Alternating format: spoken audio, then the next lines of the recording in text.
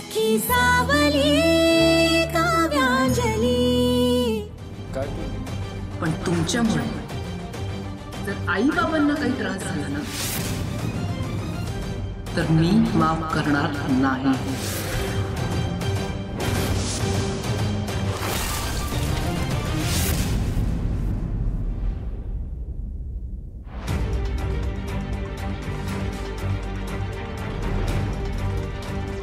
काव्या, हे तुझं घरच्यांबद्दल प्रेम नाही आहे, तुझं सो कॉल्ड स्टॅटस त्याची मस्ती आली आहे तुला, ओव्हर कॉन्फिडन्स झाली आहेस तू। तुझा हा ओव्हर कॉन्फिडन्स मी कसा खाली आणतो ना ते बघशील तू आता।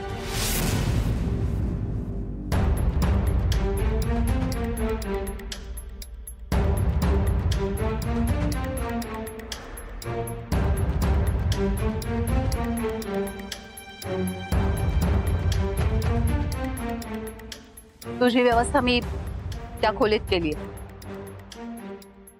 आणि हो, असं समजू नकोस की मी घराबाहेर गेले म्हणजे तुला रान मोकळं मिळालंय।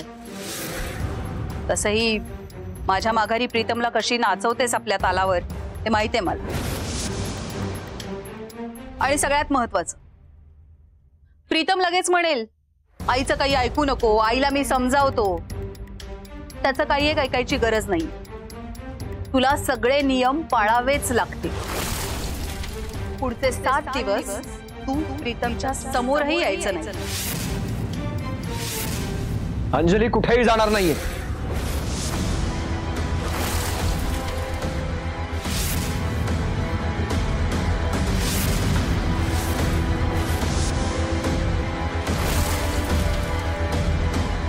ती आमच्याच रूम मध्ये राहील। मधुरा, काय चाललंय? अंजलीला कुठे पाठवतेस तू? आलात तुम्ही, आलात तिची बाजू घ्यायला?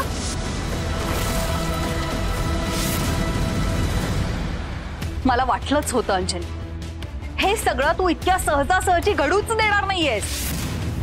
इतकं बजावलं होतं तुला तरी पुन्हा माझ्या विरोधात प्रीतमचे कान भरलेसच ना? आई नाही, आता काही बोलू नकोस अंजली, मला बोलू दे तिच्याशी।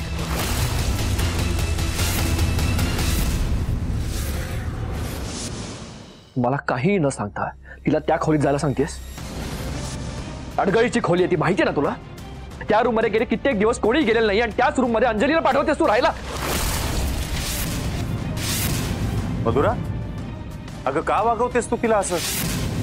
माझी आई जर तुझ्याशी असं वागली असती तर तू सगळं सहन केलं असतंस का? अगं किती समजवण्याचा प्रयत्न केला तुला आम्ही, सोडून देते गोष्टी। तुला किती सांगितलं तरी तुझ्यावर काही परिणामच होत नाहीये ग। काय चाललंय काय तुझं? मी हे पुन्हा पुन्हा तुम्हाला तेच समजावून सांगण्याचा प्रयत्न करते की मी जे काही करते ते प्रीतमच्या भल्यासाठी करते। पण तुम्ही बाप लेक ना मला कधी समजूनच घेऊ नका।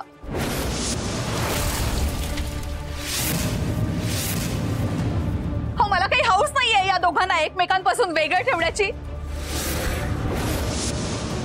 अरे वा, अंजलीचा काटा निघाला वाटतं, मस्त मज्जा येणार आता। पण त्या गुरुजींनी सांगितलं की प्रीतमच्या जीवाला धोका होऊ शकतो। मग अशा वेळी आपण विषाची परीक्षा घ्यायची आहे का? आणि हो, गुरुजींनी सांगितलंय की या दिशेला तिला ठेवा, म्हणून मी तिला त्या खोलीत पाठवतेय।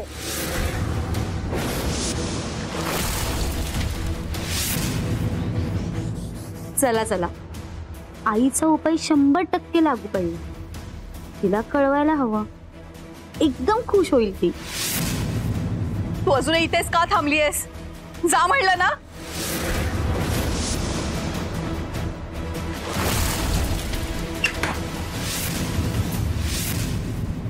माझं आधीच सांगून झालंय, अंजली माझी रूम सोडून कुठेही जाणार नाही। बरोबर बोलतोय प्रीतम। अंजली, तुला कुठेही जायची गरज नाहीये। हा सगळा वेडेपणा आहे अगं। काढा, सगळ्यांनी मिळून मला वेड्यात काढा। पण मी एक सांगते, प्रीतमच्या बाबतीत मी कुठलाही अनर्थ घडू देणार नाहीये आणि या बाबतीत मी कुणाचंही काहीही ऐकणार नाहीये.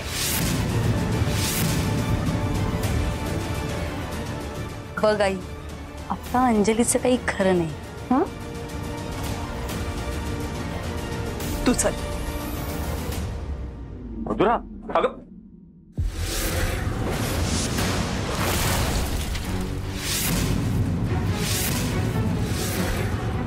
मी काय सांगितलं तू ऐकलं नाहीस का आई? अंजली बायको आहे माझी आणि माझं खूप प्रेम आहे तिच्यावर. आणि तिच्यामुळे मला काही झालंच ना तर त्यावर कोणी काहीही वाटून घ्यायची गरज नाही.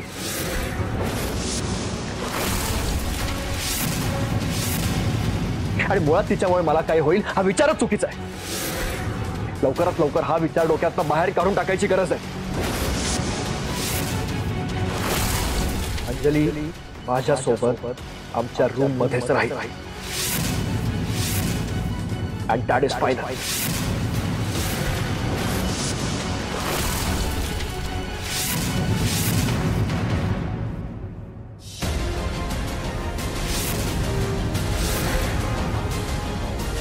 सर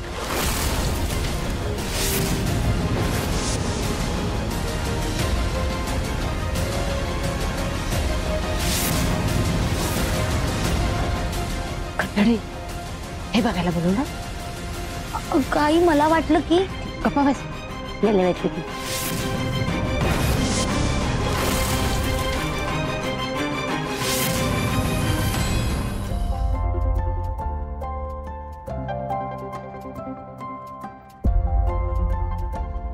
काव्या, काय ग, कुठे होतीस?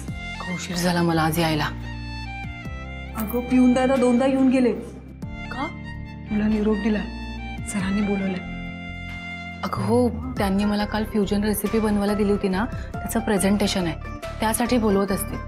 मी कालच रेसिपी बनवून त्यांना मेल करून टाकला होता. पण नारायणी, थँक्यू. तू मला तुझं आयपॅड दिलंस ना म्हणून मी पूर्ण करू शकले का, नाहीतर झालंच नसतं. थांब मी देते हा तुला. ए राहू दे, तो नंतर दे. आधी जा, सरांनी बोलवलंय ना तुला. बरं, मी रेसिपीची प्रिंट काढते आणि जाऊन येते. रेसिपी कशी झाली? छान झाली असं वाटतंय मला तरी. बघू आता सरांना आवडते की नाही. पटकन. हो तर ती खडूस कोण ग? ती सरांची असिस्टंट. उगाच काहीतरी बोलायचे तुला. काय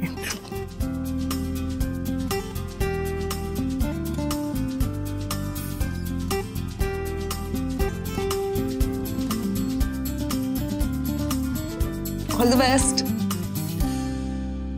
मे I come in sir? Yes, Kavya, come in.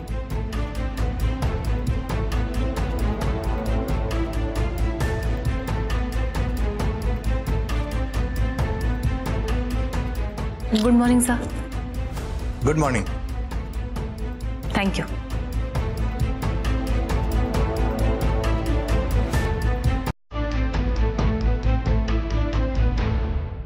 It's okay Mrs Kavya. तुम्ही रेसिपी वेळेत तयार केलीत हे महत्वाचं. आपल्या किचनमधून तीच रेसिपी तयार होऊन इथे हजर आहे. मग करूया का टेस्ट? Please sir.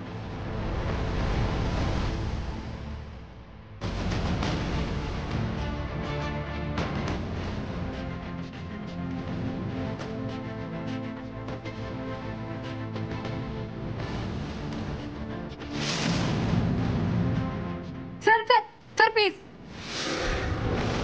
सर तुमका आहे, सर हे खाऊ नका, तुमका आहे प्लीज. सर पाणी घे.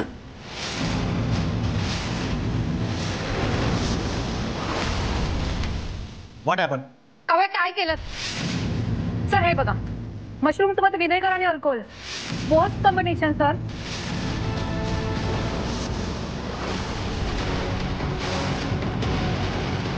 काव्या, सरांचा जीव घ्यायचा प्लॅन होता का तुझा?